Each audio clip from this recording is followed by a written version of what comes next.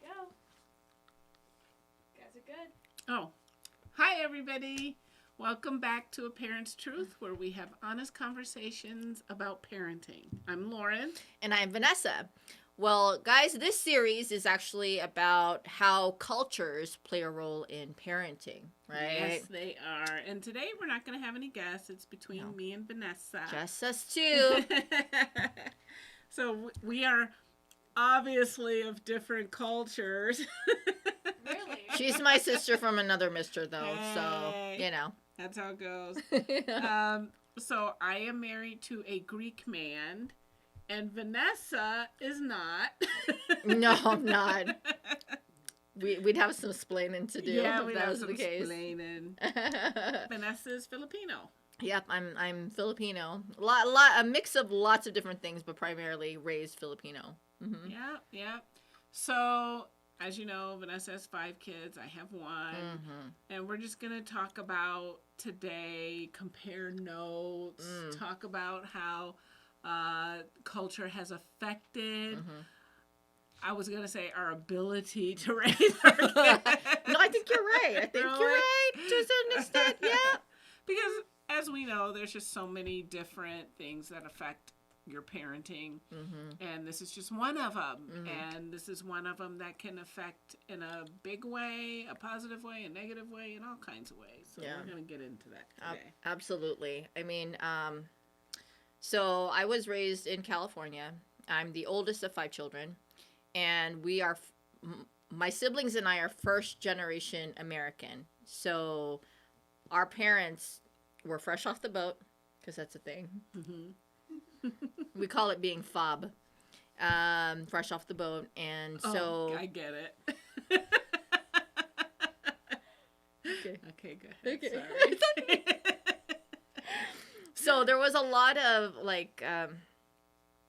competing ideas on how to raise children. I mean, I remember, you and I both went to a private Catholic school for a majority of our childhood. And we were surrounded by, primarily white kids, and the way Americans parent their children is so vastly different from, Filipino families. Our families are very strict. A very typical Asian thing is, we had to make sure that we maintained our grades a certain way. The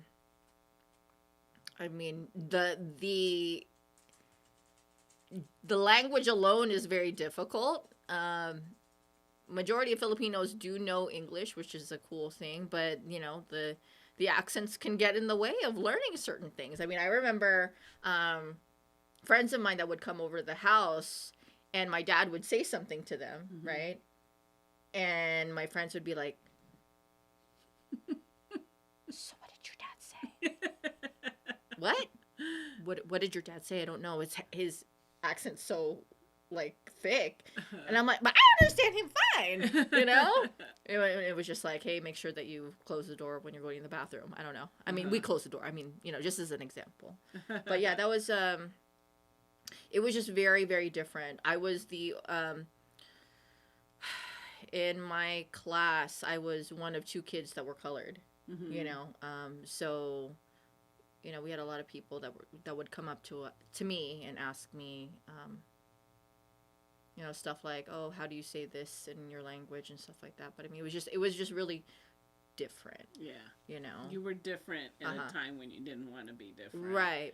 That's a time in kids' lives when they don't want to be different. Yeah, absolutely. And what about you? I mean, well, I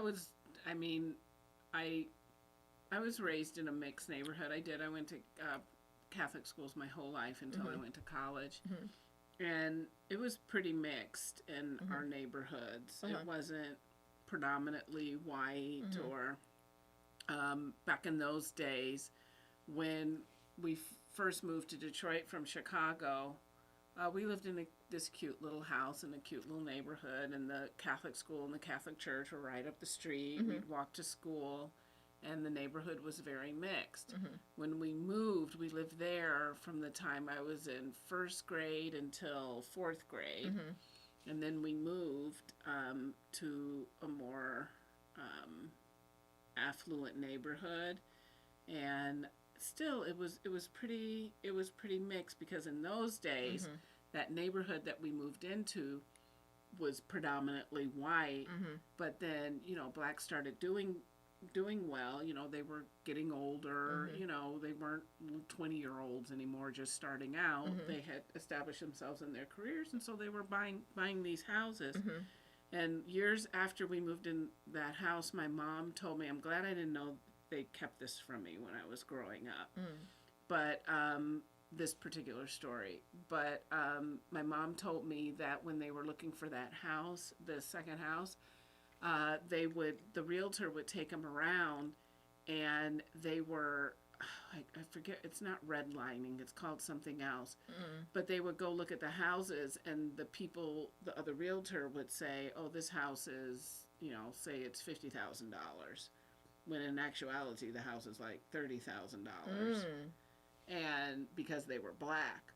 And so my mom had an idea that was happening. So she asked one of her coworkers to go and see how much that house was. Oh, your mom's smart. Busted, and people were busted. And but anyway, they ended up finding the house that we moved into, and that's the house I spent most of the time. The rest of the time I lived in Detroit in that house. And but the first school I went to,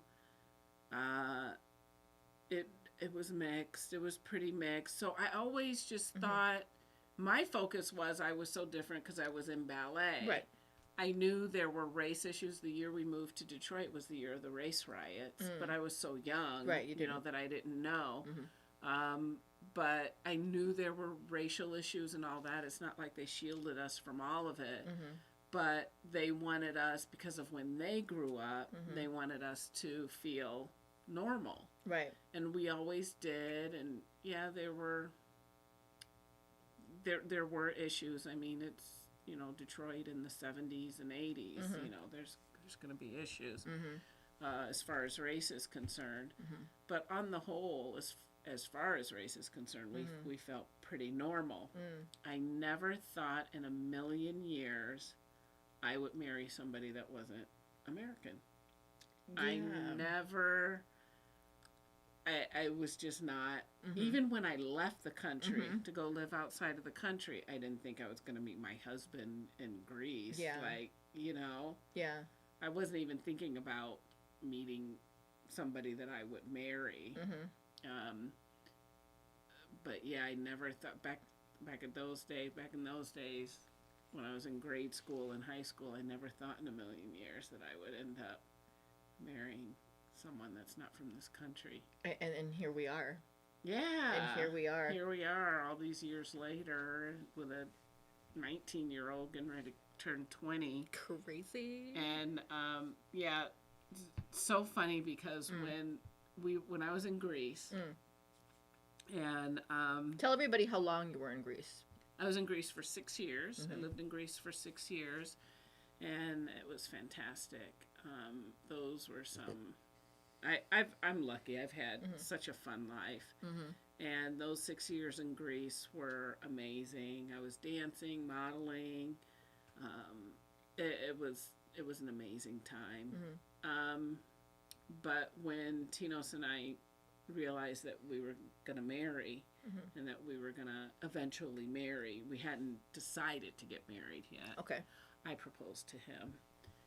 Whole other podcast. Whole other podcast. So, but we were, we knew we were going to get married eventually. I used to tell him about racism here, about how bad the racism is here. Could he understand? Oh my God, he was like, okay, now why would hello somebody, he was incredulous. It was funny because I remember having this one conversation with him. I said, when we have kids, your kid's you can't, because Tinos has as he's gotten older, he's much better, and now that he's on medication and seeing a psychiatrist. But yeah, so he's much better. He used to have a really quick temper. And I say, you can't be going off on people every single time they say something you don't like, because it happens a lot in the United States. Right. First of all, you're going to be the foreigner. Right. So you're Right. going to be a target of this. Right. And he had always been around his folks, Yeah. Greeks, Yeah. his whole life. Yeah. Very So- passionate people. Very Yeah. passionate people. So I say, you can't. I said, your kid's going to come home one day and somebody will have called her an Oreo. And he's like, huh? He didn't know what that was. I was like, oh, bless his heart. Yeah. He doesn't know. I'm called a Twinkie. Really? Yeah, because I'm yellow on the outside and white on the Right inside. on the You know, inside. very American. Oh, man, stuff people come up with. Yeah. And so I had to explain to him what that was, and what did he do? Well, I'm not going to take anybody. And I said, see, now you can't do that. Because remember, you're the foreigner. And and he's like, well, I'm not going to lay down. And I'm like, no, you don't have to do that, but you don't have to be a militant. And this is just the about it. conversation. This right? is just the conversation. Right. This is before Nicole even was like a. Oh, blip on the radar. Yeah, nothing, Like we knew we were going to marry, but we hadn't, nobody had proposed to anyone. Right. Any shit could have happened, and we knew that too. Right. So, so I used to have these conversations with him to prepare him. And at that time, I had no intention of living in the United States again. Yeah. Because when I went to Greece, I was blown away that people that didn't even know me from Adam, people that I had never stepped foot in their country, never even had a thought of stepping foot in their country, treated me better than my own countrymen and women. Isn't that crazy? Just Crazy. it took me a year to get over that shit. I was totally blown away. Hence why I stayed for 6 years. Right. I had no intention of coming back to the United States, and had the whole European Economic Community. Had that never happened, I would be in Greece today. Yeah. Because that was detrimental to Greece's economy, and things changed. And that's the only reason why we came back to the United States. Otherwise, I would be like some of my friends. I would still be living there. And Nicole would be speaking Greek right now. Yeah, in English, that would be her first language, and English would be her second language. So I was just blown away. So, but it was around the time when we realized we can't stay here. Yeah. That I started having these conversations with Tino, and he was like, he'd heard about it and read about it and stuff, but to sit there and hear some of the stories I was telling him that had happened to me, that had happened to my parents, that had happened to my sister, he was completely and totally shocked. So then the question became, how do I get him ready to live in this country? Right. Yeah, because of the way he was brought up. Yeah, because there's a huge learning curve. You know, like you go from being Greek all your life and knowing what that is, and then culture shock. Yeah, full blown culture shock. Completely. And by the way, I have to say this: we are filming this. Today is May 29th. So we're filming this when we're about to come into phase 2 of opening up the city. And tonight there was a protest down on the Strip because of all these racial tensions that are flaring up at the moment. Right. So I just wanted to put that in perspective. Which I find really interesting. Like we planned this particular series a week out before any of this any of this happening. So I don't find it to be a coincidence at all, just kind of no, there's no coincidence. Yeah, absolutely. So so we're talking about this at an interesting time. So I had to teach Tinos what it was like to live in a country where you're the minority, because he's always lived in a country where he was the majority. Yeah. And I had to teach him what it was like and prep him and get him ready, because if anybody knows Tinos, he's going to say the wrong thing. It's just who he is. and we love him dearly. We love you, honey. I mean, okay, never mind. I was gonna. So yeah. Yeah. So it was an interesting time in our relationship because I don't want to say it was a test for him, but I needed to see how he was gonna deal with this before we came here. Yeah, absolutely. I mean, like, because you don't want to just like, oh, by the way, surprise! People want to treat you like shit because you have an accent, right? Right. And boy, did he have an accent back then. So, So, still does, but not as pronounced, I'm sure. yeah, right? no, I mean, okay. So I tell this story all the time. So when we came back, we worked on ships. And ships, cruise SHIPS. ships. Yes, it's like the love boat. Yep. So we worked on cruise ships, and we would do 3 shows. We would do like a Las Vegas review. We would do a book show, so a Broadway show, and we would do a Broadway review type show. So when the first ship we went on, we did Will Rogers Follies, and neither one of us had any lines or anything. The second ship we went on, we did Grease, the Broadway version of Grease. Yeah, Grease, the musical. Not the country. Not the country. So he had 1 line, and then and I had a few lines because I was Patty the cheerleader.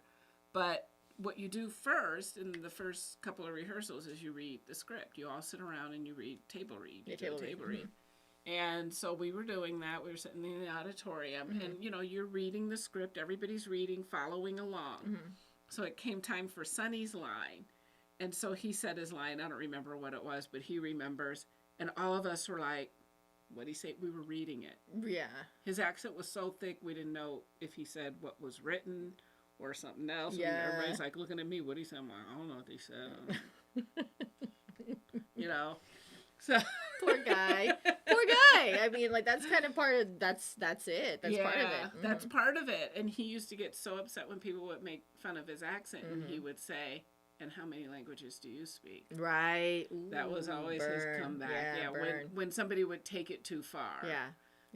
Then he would say, and how many languages do you speak? And how many alphabets do you know? And how many, So, but I feel like if we hadn't had those conversations before we got here, then those kind of little confrontations would have gone completely differently. Oh, it could have been so bad if he hadn't have been prepared. Yeah. Well, I mean, and much like Tinos, I mean, I mean, and like yourself, I mean, I had to deal with a lot of racism, but it was like more that passive aggressive racism, the worst, right? To the point where, people would ask me how to say certain things in our language. They would ask me, how can you see out of those eyes? That kind of thing.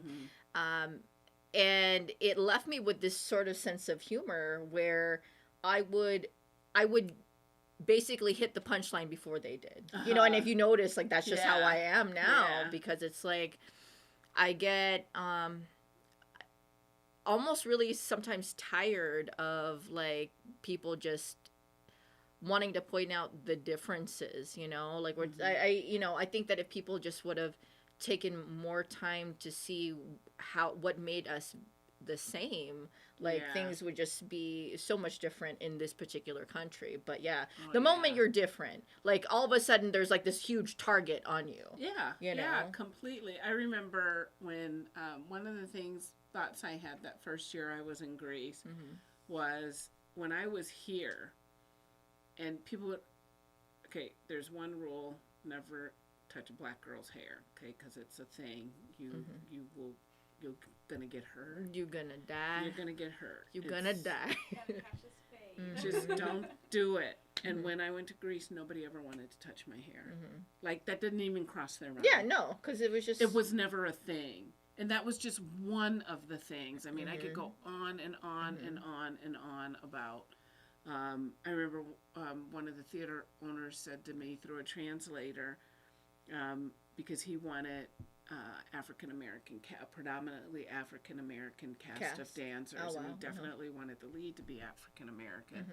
And I remember one time we were out to dinner and I asked him why, and he said because I celebrate the Black American and what they've had to put up with in their country, and I admire the strength and the fortitude to continue to achieve and to rise above. And I Right. mean, he just went through this Wow. whole thing with me, and I was nobody had ever Blown talked away. to me like that about my race. Yeah, in this country. In this country, Uh-huh. aside from my mother, my father, Right, you know, right. but nobody ever, especially like a boss or something like that, had never said things like that to me.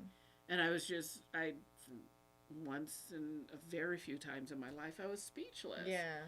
And I'm sure that was different for you, considering, I mean, like, that you were in another country, having someone just say that this is what they perceive of, of you know, that's of your their culture. perception from afar. Yeah. I have to say, my ballet teacher, so I started when I was 7, and I left her when I was 17. So for 10 years, I had this woman. She was way beyond her, before her time. Ballet is an extremely white art form. Yeah. Extremely white art form.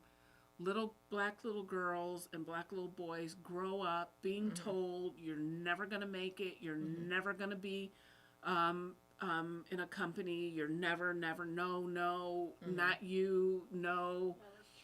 For their whole lives. I mean, for years we had to put makeup on our point shoes. Point shoes were pink until just last year they made the first point shoe for a woman of color. Oh, for the first that's time. amazing. So for years, and you know, everybody celebrates Misty Copeland. I do too, girl. In case you're watching, for being the first principal dancer at ABT. I mean, it's extremely, it wasn't like that for us. My ballet teacher was way before her time. She never saw color. She only saw talent. Yeah. If you had the talent and you did the work, you got the part. It was that simple there. She never, not once, ever gave an inkling. When I went to I was blown away. I had no idea the ballet world was racist. I had no freaking clue. 10 years. I ate, drank, slept, ballet. She kept that from us. She didn't do that in her studio. And I didn't realize it until she passed away when I was in Greece, what that woman was. Wow. I never, she was just an amazing teacher and person. She was strict as hell, and don't piss her off. Well, which is we were the all way, terrified. Yeah, which is exactly what you want in a ballet Well, instructor. you have to. Yeah. You have to have that discipline. So when I actually went to college and I was at IU and I started realizing, oh, okay, what the hell's going on here? And then some crap happened my sophomore and junior year there, and I don't want to call anyone out and say you're racist, but you know who I'm talking. Some people, well, anyway. Yeah. Which is one of the reasons why I left. I had a lot of reasons, and that was one of them. I wasn't going to do another year like that. So, and then, but anyway, so I'm in Greece, and Tinos and I are dating, and it's getting serious, and we're like, well, we're probably eventually going to get married, and I'm like, which means we're probably eventually going to have kids, Right. which means, and then it becomes apparent that it's time to leave Greece, and I'm like, sit down, we got to talk. Yeah. And so we moved here, and thankfully we didn't move here to be in a city. We moved here, when we moved here, we went on ships. Right. And I had some, in the past when I had worked on ships, I had some issues, race issues on the ship. But it was a good way to ease them in to this culture because you're still surrounded. It's still very international. Yeah, it's on the subtle. ship. It's subtle. Yeah. Again, passive aggressive. Yeah, Right? but it's not like, you know, bam, you're living on land and you're having to deal with all this stuff. So it was an easy way to ease him into living in this country, even though we weren't technically living in this country. But when we moved here, I auditioned for this show. He got a job right away. Thank you, Anna Michelle. And I auditioned for a show downtown, and it was this country show. Oh, she's, and you know, you guys don't know, but she feels some kind of way about country. Okay, So feels some I'm kind like, of I way. could do a country show because I wanted, you know, I needed a job, and I was working the opening shift at New York as a receptionist at the spa. Okay. I was not working for moi. Okay. Oh, so gee, I needed wonder a show. what you want. Right. So I go down, and I don't know how I heard about this audition. I auditioned for this country show, and Tino was able to watch the audition. Oh, that's nice. Yeah. So I'm up on stage, and he's watching, and he said he knew right away that I was going to get cut. I have never in my life gotten cut from an audition except for this one. Wow. And I got cut at the beginning. So we did the combination, and he said, and I'm telling you, they taught us the combination. Simple. You usually don't have all day to learn it, so it's a freaking country show. Simple, okay, yeah. So it's really easy. Girls were like going. You're supposed to be going this way. They're going that way. I mean, these chicks, I don't know. So I got cut. And I go out, and I'm like, okay. You're like, I don't understand. Are you No, not getting it? I or didn't you care. Yeah. Because I didn't want to do that show. I was just doing the audition to get the show, and I Right. was going to work there until I found something else. Right. So I was like, okay, let's go. He could barely speak. Did he 'Cause lose he his knew. mind? He knew what happened. Yeah. It was obvious. Yeah. And I'm like, why are you so pissed off? And he's like, you got cut because you're black. And I'm like, okay, whatever. I got cut. And I said, and this is what I tried to tell you about in Greece. Yeah. And but he was livid. He didn't get over that shit for like 2 weeks. Yeah. He was pissed off about that for like 2 weeks. And I'm Yeah. like, you got to let that go, man. Yeah. You know. Turns out, the next week I had the audition at Enter the Night. Okay. And got hired. But he was still pissed off 2 weeks Yeah. after that happened. Yeah. Was that like his first real experience with seeing somebody be racist towards you? I think so. I can't we'll have to ask him. We're going to interview Tino's. Yeah. We'll have to ask him. Yeah. But I think so. Yeah. I think so. I'm not sure. See, like, I can recall the first time I heard somebody being racist towards my brother, actually. Not really towards me, and I kind of figured that out later that I was. But, so again, we went to a private Catholic school, and my brothers were actually in track and field. And the first year that my middle brother went, he did excellent, you know, excelled, got, you know, ribbons and, you know, gold medals and things like that. The following year just wasn't quite the same, but he still had this great, like, had sportsman-like conduct, right? Just like, hey, congratulations, you guys did a good job, whatever.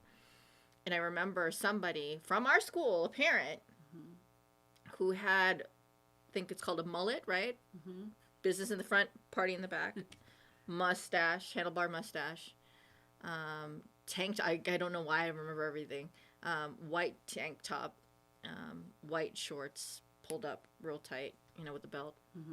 He yells, "Get that fucking chink off of the goddamn field!" And I was like, what just happened? Oh my God. What just happened? And I didn't know what to say. I didn't know what to do because I hadn't really experienced it blatantly experienced it in that way. And at first I think I was shocked. Second time I was like, I was mad. Mm-hmm. I'm like, why isn't anybody saying anything? You know, like he shouldn't say that. That's my brother. Mm-hmm. That's my brother. Like, why would you say that? And and that's why I say, like, I know I said it in a previous episode, like when adults start to bully children, you know, it's like you draw the line. I mean, like, you shouldn't bully anyway, but like, why would you do that? And so yeah, that was my real first How old experience. were you? God, I'm trying to remember. My brother had to been maybe 8, so which made me like 12 or 13, something like that. Mm-hmm. Um, Did anybody talk to you about what had happened? no, like I didn't know what to say. I don't know that I talked to anybody. I just remember being mad and no one doing anything because there had been so many other people that had witnessed it, you know, and I was just like, I was floored, Yeah. you know. I think that were your parents there? No. Yeah, they weren't there. I mean, I remember my mom telling me stories as she was working as a nurse throughout the years of the racism that she experienced, you know. I mean, and it still happens today, you know. A lot of times, I mean, most people know that if you're Filipino, you're probably going to be a nurse. Right? I mean, it's sad but true. I mean, I know that in the Philippines, not everybody's a nurse because then how would you get any food? Like, how would things get clean? I mean, like, they do have other jobs. They're really good at other things, you know? But yeah, I just, I remember my mom telling me that there was a particular, like a charge nurse or something that was, that kept bullying her, you know? And she really didn't like my mom so much so that she was trying to get her in trouble for things that had happened on her floor, you know? And after that had happened for so many years, now mind you, she worked at different hospitals and stuff like that. She was probably over 30 years working in hospitals, and she snapped. There was one particular time where somebody had done that, right? I think there was somebody had passed away on the floor. They didn't like my mother. It was,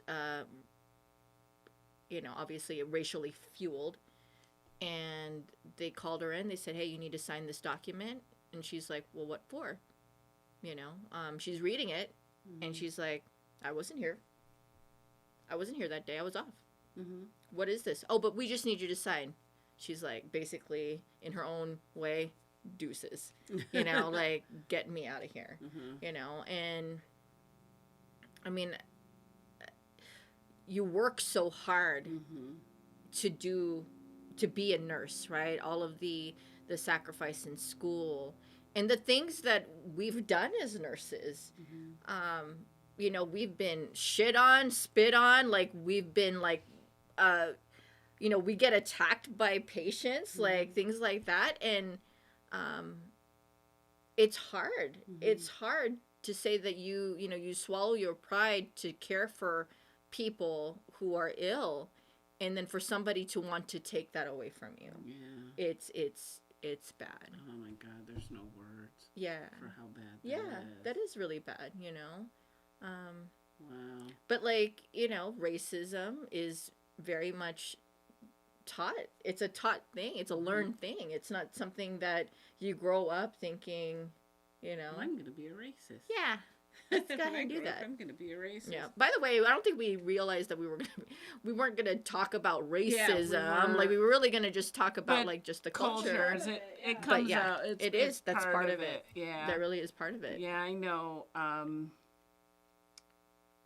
I know with my parents raising me and my sister, you know, they grew up in a really not so pretty time in this country for race relations. And so they always taught us, you know, education, you know, you're just as good as, you're not better than, but Right. you're just as good as everyone else. Don't let anybody tell you, blah, blah, all that Right. stuff.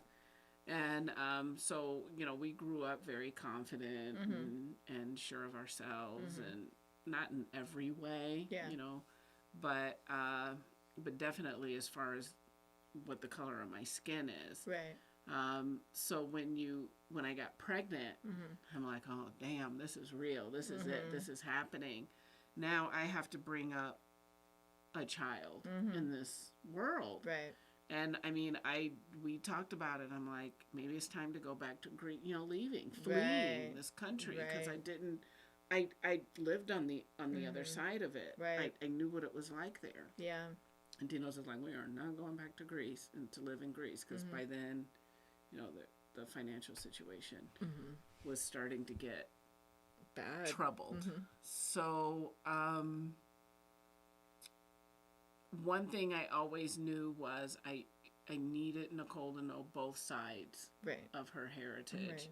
So, I needed her. That was really, really important to me, and it was important to Tino's.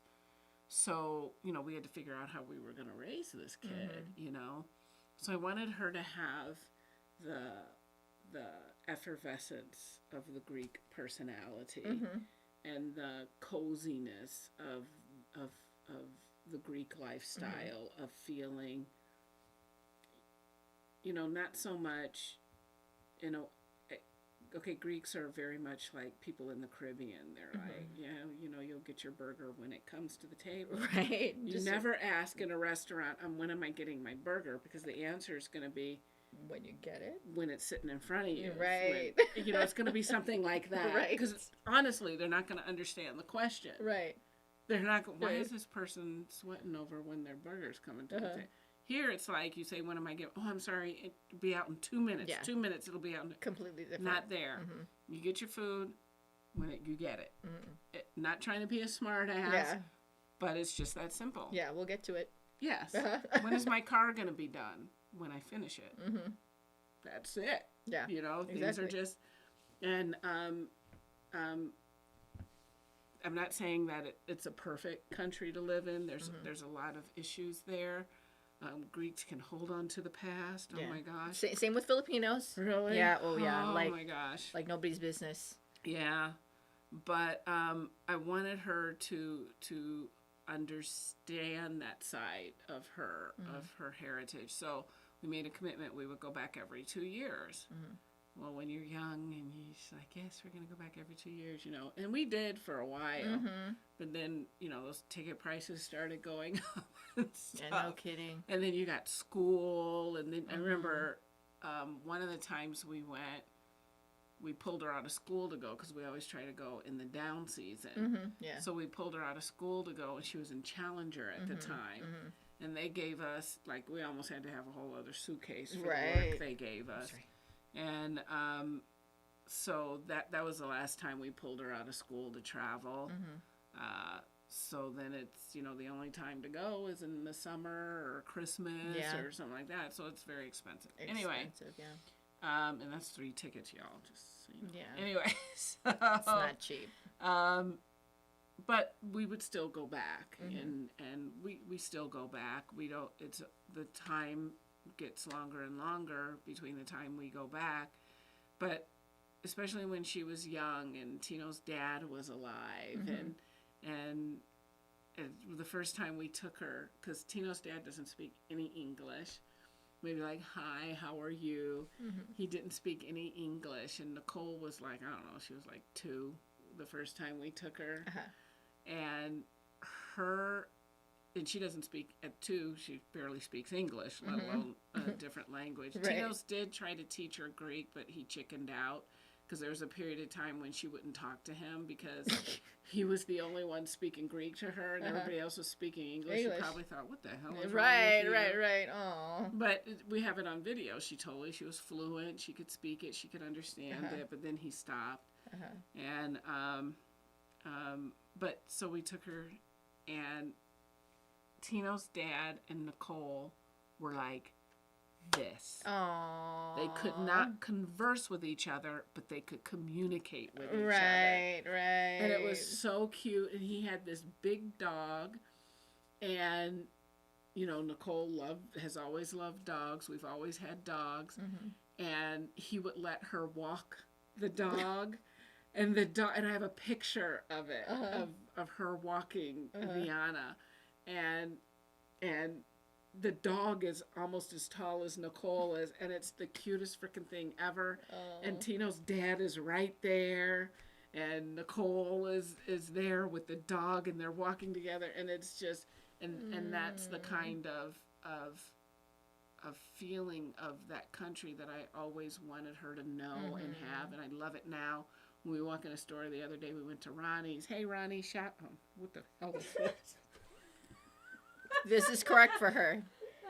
For those of you who know what that symbol is, yes, that's correct for her. Hey, Ronnie, shout out to you. Next to B and C. B and C, what's up? I spit. I don't know what's I wrong. spit. Did you again? Yeah, I did. So we walk into a shop and she goes, "Oh, this smells like grease." Uh-huh.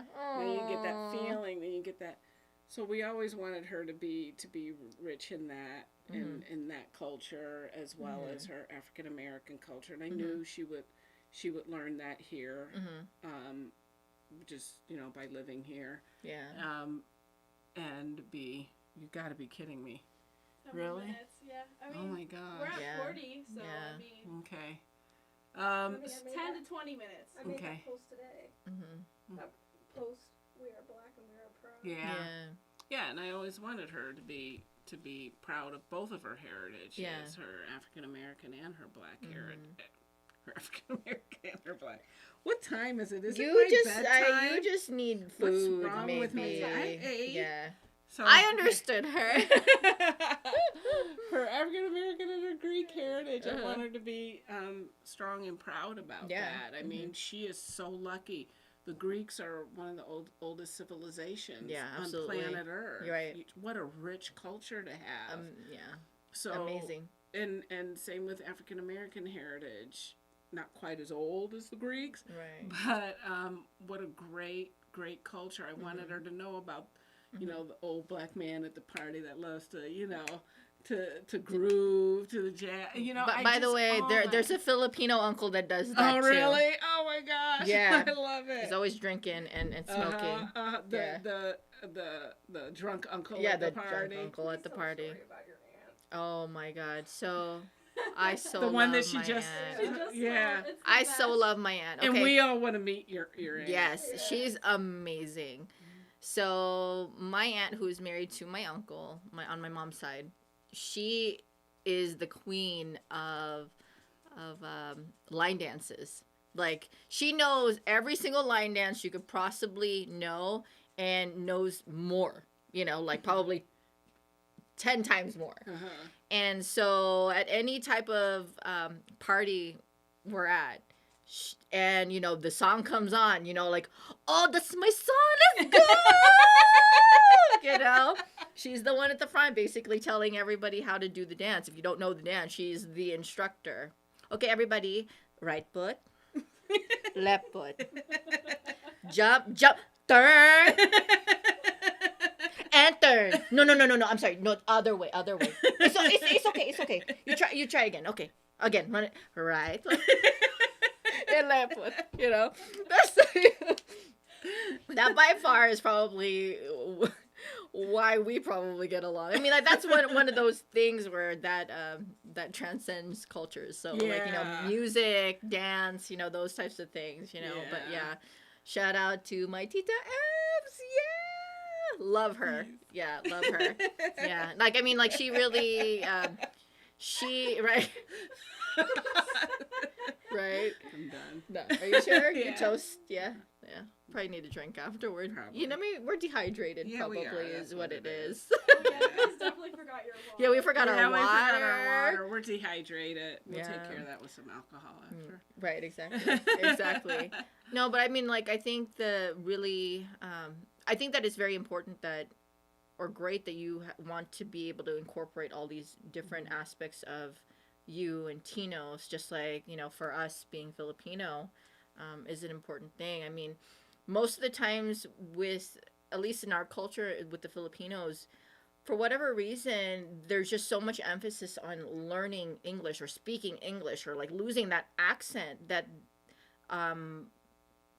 the adults forget to teach us about our culture. So we're losing a lot of that, which is really sad, I remember a time where, you know, I was trying to get better with my Tagalog again, all over again. And my brother commented like, "Whoa, you know, this is when we were much younger. Why are you wanting to speak Tagalog? Like, this is America." I'm like, okay. Like, maybe years later, years down the line, you know, I think he was probably dating somebody who was Filipino, and he heard my mom and I talking or whatever, and he said, "Well, what'd you guys say?" It's like, "Oh, you know what? If I recall, remember, we're in America, so we don't. What? No, you're good. You're good." But yeah, culture plays a huge role, whether it's, you know, where your family was from, or just the state you live in. Like, all these different things play a part into how we raise our children, you know, good, bad, and everything in between. Different cultures teach tolerance. Yes. For other cultures. And if we, as a people, can understand, I mean, it's just a simple concept of, if I get cut, I bleed red. If you get cut, you bleed red. So we're all of the human race. Exactly. So whatever other race we come from, it's like the foundation of a house. We're human first. Right. Absolutely. And if we can bring all the cultures, I remember growing up in Detroit, there used to be the Ethnic Food Festival. Is what they called nice. It, which is probably not politically No, correct probably not. Just like how people. Somebody comment down below that's from Detroit but I believe it was the Ethnic Food Festival. It was downtown on the riverfront. Ooh. And every week it was a different Ethnicity.